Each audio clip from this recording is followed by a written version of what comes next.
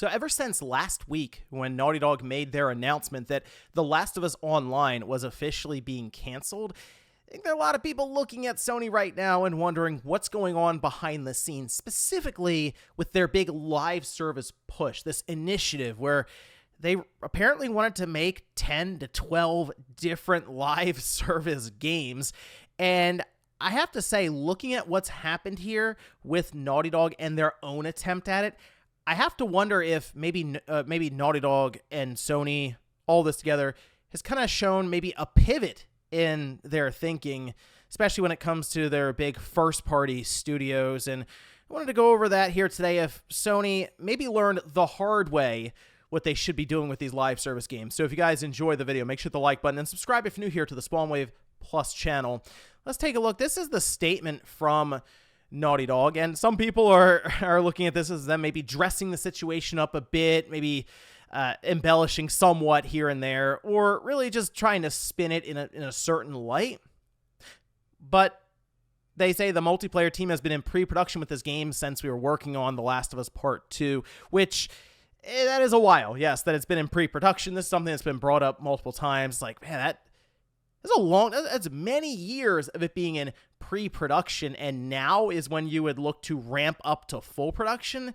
Because I would have expected this game to be coming out probably next year then. It seems weird that they wouldn't have been in a more serious production stage at this time. And it seems like, according to them, the massive scope of their ambition became clear. To release and support The Last of Us Online, we'd have to put all our studio resources behind supporting post-launch content for years to come, severely impacting development on future single-player games. So we had two paths in front of us: become a solely live service game studio, or continue to focus on single-player narrative games that have defined Naughty Dog's heritage. Now, in my mind, I don't think this was ever a necessity in the first place, that being the game spinning off and becoming a live service project. Right now, there's somewhere between 400 and 500 employees at Naughty Dog, and they actually ramped up for this project specifically. They had discussed this in a press release on PlayStation Blog, that they were hiring rapidly in anticipation of production, we'll say, for this Last of Us Online project, but understanding that, yeah, there was going to be quite a bit of resources dumped into supporting the game in the future.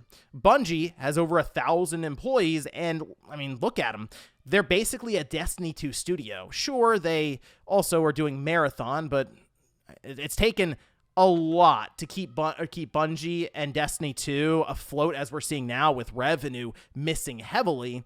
But the focus has just been on Destiny 2 expansions, tweaks here and there when it comes to the economy around it, the microtransactions. And if they stop working on Destiny 2, the concern is Bungie would be in trouble financially. And that's kind of this hamster wheel that they're stuck on right now. And probably one of the reasons we haven't heard much of anything about the potential for a Destiny 3, which basically is what Naughty Dog was running into here. Do they become a live service studio, or really at that point, a Last of Us Online studio, and that's it? Now, they dress up their statement as if they just came to this realization. It's like, oh, wait a minute. The live service stuff is maybe harder than we thought. Even though this has been in pre-production for so long, apparently, we just had an epiphany overnight. But just a month and a half ago, Sony had discussed with investors that their live service games they had planned out, apparently 12. Yeah, that sounds ridiculous to really say out loud, but 12 live service games. 6 of the titles will be released by fiscal year 25. The rest are going to be beyond that. So even internally, it's pretty obvious that Sony was maybe having some second thoughts around certain projects, whether it's Deviation, which who knows what happened with that. It definitely didn't go over how they were hoping. And it just appears right now that Sony is realizing that the live service game is maybe more difficult than they were thinking, especially in a marketplace that continues to change and seemingly move away from the want of a lot of these live service games. I feel like the reason Hyenas with Sega got canceled is because of this same thing, where Sega realized, wow, it's going to take a lot to support this correctly and make it successful. So why are we having that studio just focus on that when we want them to also make other games going forward to bolster the lineup? A lot of people are, of course, looking at Jim Ryan's departure and the timing of this, as well as the delay of many live service games that really could just quietly get shelved or canceled. The reason we know about The Last of Us Online getting canceled at this point is because, let's be real, they've strung Last of Us fans along, factions fans who said, you know what, you're going to apparently spin this off into some big thing, and that's why we don't have it in Last of Us Part 2. Okay, we'll see what you have. And they showed multiple pieces of concept art. They went up on stage, Neil Druckmann did, with Jeff Keighley to talk about how great it's going to be, and it's gone.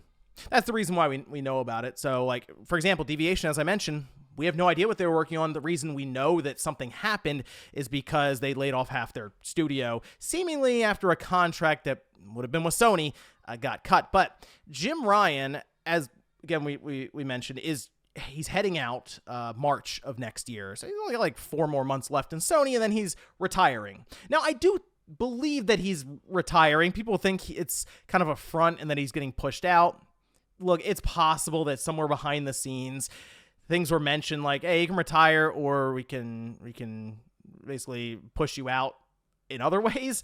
But I honestly believe Jim Ryan has been there so long that he's ready to leave, and it's that, or he stays on and works to launch the PlayStation 6 in 2027 or 2028. He might be ready to move on.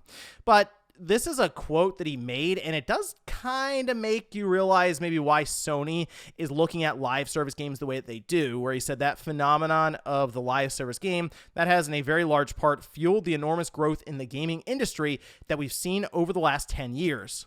I think that trend towards live services will continue, and if you look for a model in our category of entertainment which supports sustained engagement over a long period of time, live services games arguably fit that bill better than a subscription service. He says subscription has certainly grown in importance over the course of the last few years, citing like PlayStation Plus, but it's pretty obvious Sony sees what things like Fortnite has been able to do, or you can even say Call of Duty Warzone, with the amount of money that flows through that game. They know they take 30% cuts of all of those microtransactions that people are picking up and buying and doing these different skins and battle passes. Sony understands the money that's involved there, and they figure, hey, if we have our own live service game that is that successful, we just get everything. We get 100% of it.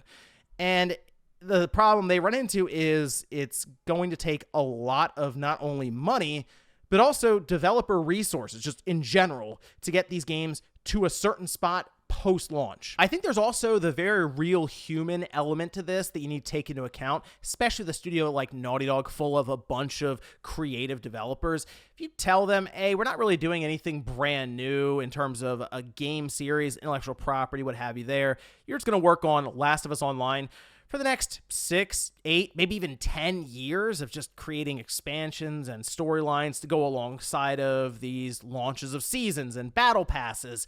That might not sit well with them, and you could actually see a lot of talent maybe just leave Naughty Dog, searching for a studio that might allow them to work on the next big game series or next big new franchise.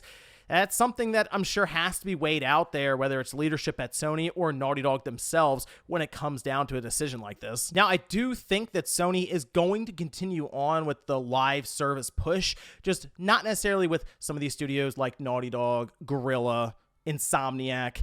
I feel like they're going to continue picking up studios similar to like they've done with Haven and Firewalk in that capacity. That feels weird for Sony, but it's mostly, hey, we have these studios and we're looking at them as, for example, Haven. That's a fair game studio.